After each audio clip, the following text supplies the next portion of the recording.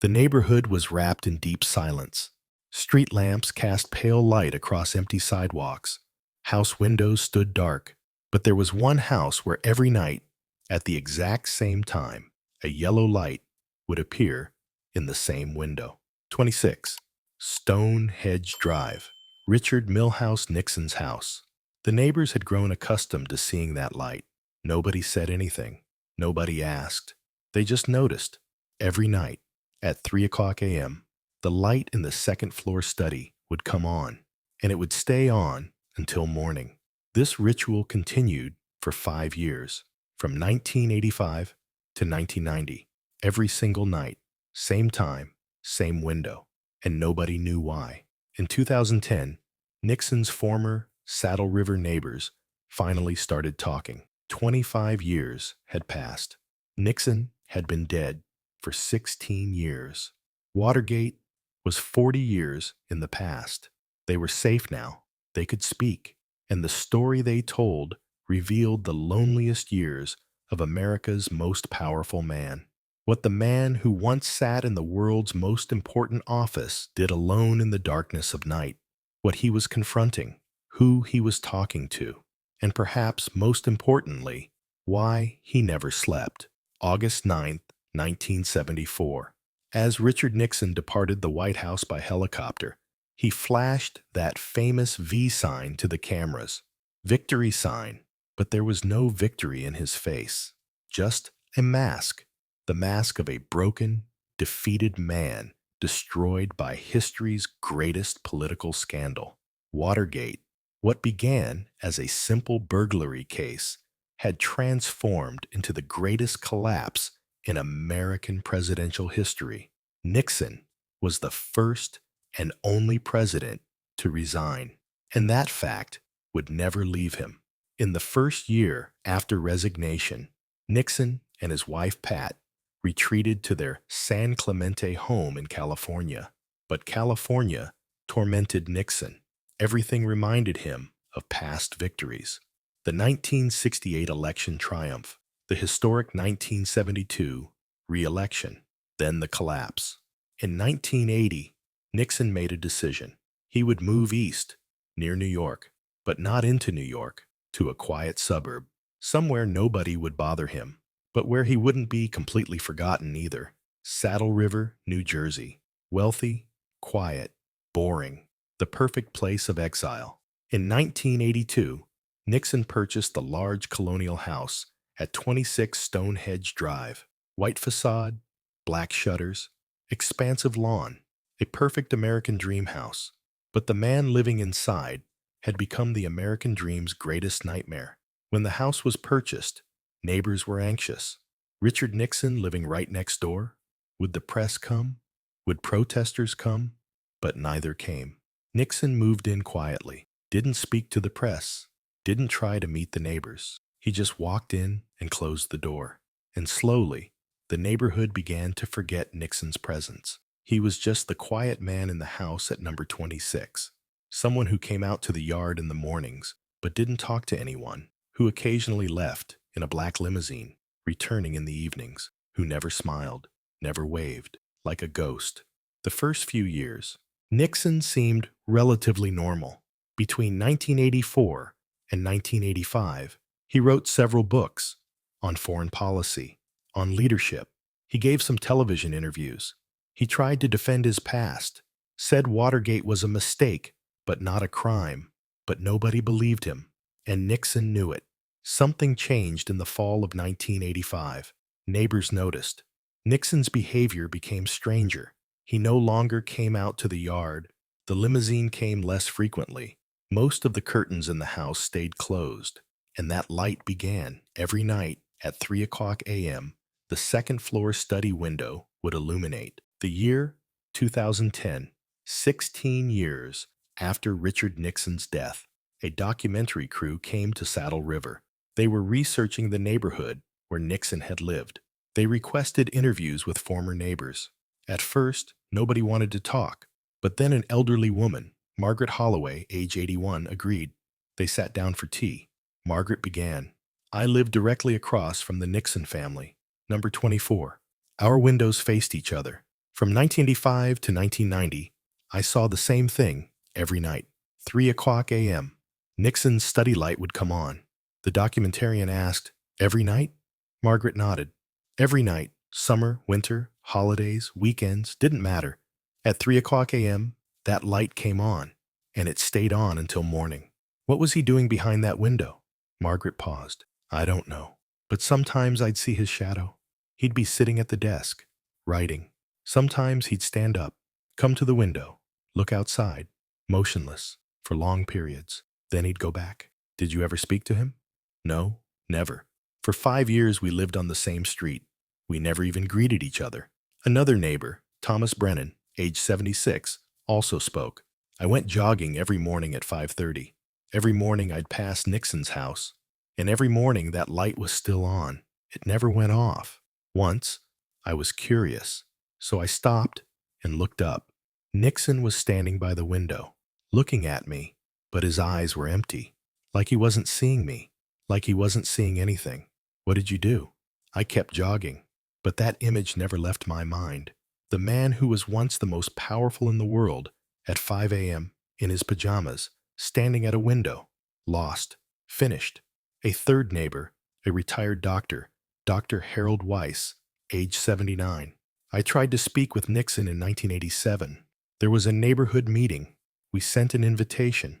He didn't come. I knocked on his door. A security guard answered. Mr. Nixon doesn't receive visitors, he said. I insisted. I just want to meet him as a neighbor. Security wouldn't let me in, but Nixon came down the stairs. He looked at me. His face was gray. His eyes were sunken. Dr. Weiss, he said, thank you for your kindness, but I cannot be a good neighbor. Good day. He turned, climbed the stairs. I never saw him again. Did he recognize you? Yes. He knew my name, but he didn't recognize me. He just knew my name. He saw nothing in me. I was just another obligation, another responsibility, another person to reject. The documentarian spoke with more neighbors. They all told the same story. Nixon never spoke. Nixon never smiled. Nixon was a ghost. And every night, at 3 o'clock a.m., that light came on. In 2015, Nixon's former security guard, Robert McKay, had retired. He was 72 years old. He spoke to a journalist for the first time. I worked Nixon's security from 1985 to 1992. I was on duty every night. Every night at 3 o'clock a.m., I'd hear Mr. Nixon go up to his study, his footsteps, the door opening and closing, the light turning on. Did you ever ask what he was doing? McKay nodded. Once, around 1987, my shift ended at 6 o'clock a.m. I went upstairs. The study door was slightly open. I looked inside. Mr. Nixon was sitting at the desk, papers piled in front of him. He was writing, by hand, fast, shaky. Sometimes he'd stop, bury his head in his hands, then continue. What was he writing? I don't know. But once I approached. Mr. Nixon, do you need anything? I said. He looked at me. His eyes were bright red. McKay, he said, have you ever done something you know can never be forgiven? I was shocked. No, sir, I said. Nixon smiled, but it was a painful smile. You're very lucky, he said. I have, and every night I count them. What happened next? Nothing. He didn't dismiss me. I left on my own. I never asked again. McKay continued. One night in 90, around 3:30 a.m., sounds came from the study. I went upstairs. Nixon was talking loudly, shouting. I didn't do it.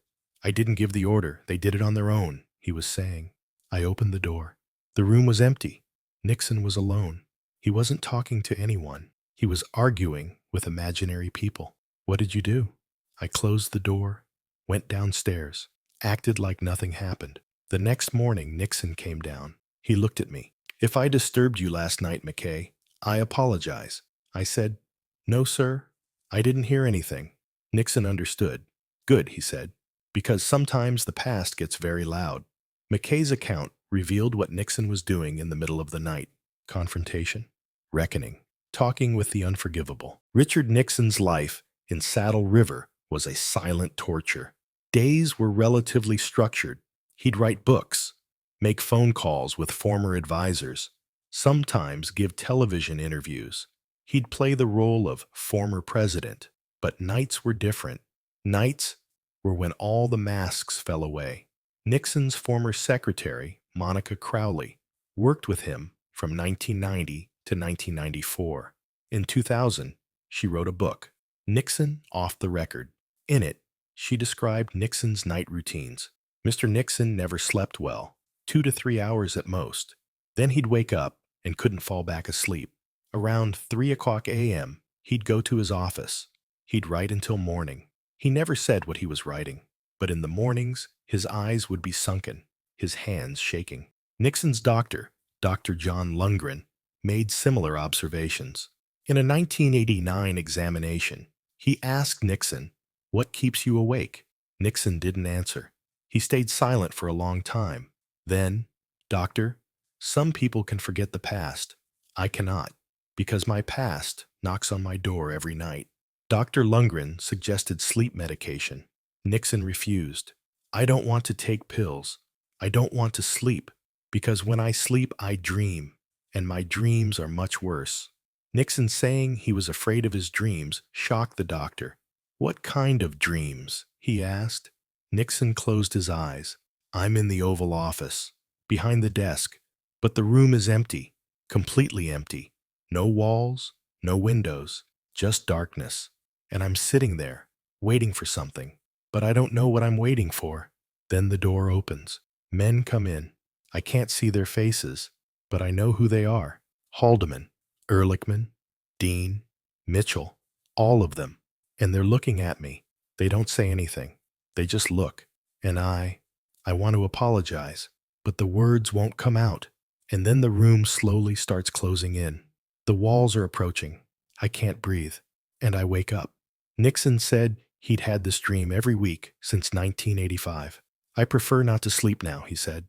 The 3 o'clock a.m. ritual was an escape for Nixon, from sleep, from dreams, from emptiness. He kept himself busy by writing. But what was he writing? When Nixon died in 1994, per his family's instructions, all personal documents in his study were burned without review. But one document was saved. Nixon's attorney, Leonard Garment, had saved some pages with Nixon's permission. These pages emerged in 2014 when Garment died, and the contents were shocking. The pages contained letters in Nixon's handwriting, but these letters had never been sent. It wasn't clear who they were written to. Some began, "Dear American people." Some, "Dear H.R. Haldeman." Some, "To God." One letter read, 3:15 a.m., November 14th, 1987. "I'm sitting here, thinking about the last 13 years, since 1974, and one question won't leave my mind. When did I get lost? When did I stop being Richard Nixon and start being a role? When I was elected to Congress in 1946, when I went to the Senate in 1950, when I became vice president in 1952?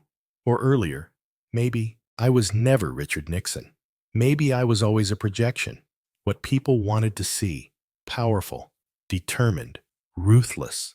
And now, here, at midnight, when nobody's watching, I ask myself, who is the real me? And I can't find the answer. Another letter. History will not forgive me. I know this. Even 100 years from now, when people say Nixon, they'll say Watergate. The achievements of my presidency will be forgotten. Opening China, détente, ending Vietnam, all will be erased. And only that night, that stupidity, that mistake will remain. I'll go down in history as a thief, and living with that truth gets a little harder every day. And perhaps most striking, 4 o'clock a.m., March 3rd, 1989. Today I noticed something. When I look in the mirror, I don't recognize myself. That face isn't mine. Those eyes aren't mine. I'm lost. And something has taken my place. A shell, a name, a memory. But me, the real me, died somewhere in 1974. Maybe when the Watergate scandal broke. Maybe when I resigned. Maybe when I boarded that helicopter. I don't know. But what I do know is this. I'm still here, but I'm not living. I'm just existing. So why did Nixon wake up every night at 3 o'clock a.m.? Why that hour? Psychiatrists call 3 o'clock a.m. the death hour.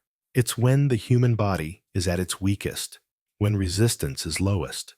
In hospitals, deaths occur most frequently at this hour, and suicides. For Nixon, 3 o'clock a.m. was the hour of reckoning. Monica Crowley recalled in a memory, in spring 1992, Mr. Nixon and I were working late. Around 11 p.m., he said, "You can go home now, Monica." As I was leaving, I asked, "Will you be going to sleep too?"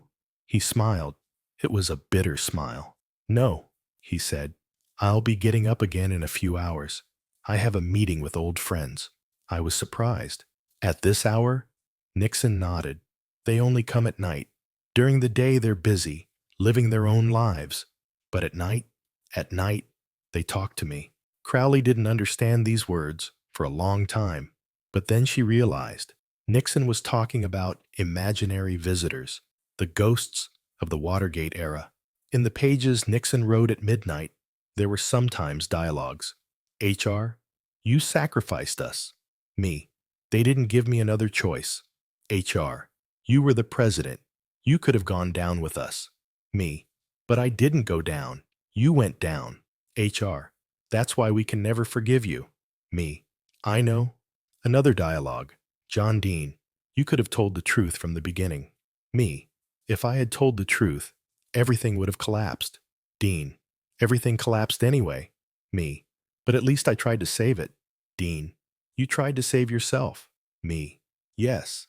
These dialogues revealed Nixon's deepest guilt. He had saved himself and let everyone else drown.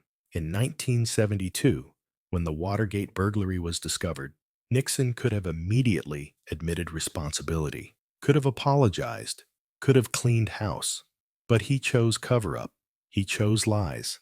And one by one, his closest advisors went to prison. H.R. Haldeman, Chief of Staff; John Ehrlichman, Domestic Affairs Advisor; John Dean, White House Counsel; John Mitchell, Attorney General. Over 40 people were convicted, but Nixon was pardoned. President Gerald Ford gave him a full pardon in September 1974. Nixon went free while his team went to prison, and that guilt ate him alive every night at 3 o'clock a.m. Robert McKay, the security guard, recalled another incident. One night in 1988, I heard Nixon screaming. I ran upstairs. He was standing at the window, looking out at the darkness. "I should have gone with them," he was shouting. "I should have gone to prison with them. At least then, I'd have my dignity." I didn't know what to say. I just stood there. Nixon turned to me. His face was wet with tears. "McKay," he said, "do you know what the worst punishment is? It's not prison. It's freedom. Freedom while knowing you should be in prison." The 3 o'clock a.m. ritual continued until 1990. Then something changed. The lights started coming on earlier, 2 o'clock a.m., sometimes 1 o'clock a.m., and it stayed on longer. Nixon's health was deteriorating. He'd suffered a stroke in 1990. His memory was weakening. His hands shook constantly, but his mind was still trapped in the past. In 1993, Nixon's wife Pat died. For 48 years, she'd been by his side, through victories, through scandals, through exile. And when she died, Nixon's last connection to normalcy was severed. After Pat's death, neighbors said Nixon became a complete ghost. The curtains were always closed. The limousine rarely came. Nobody saw him. But that light still came on every night. 3 o'clock a.m.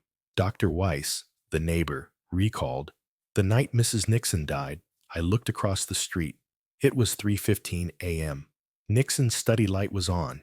I could see his silhouette.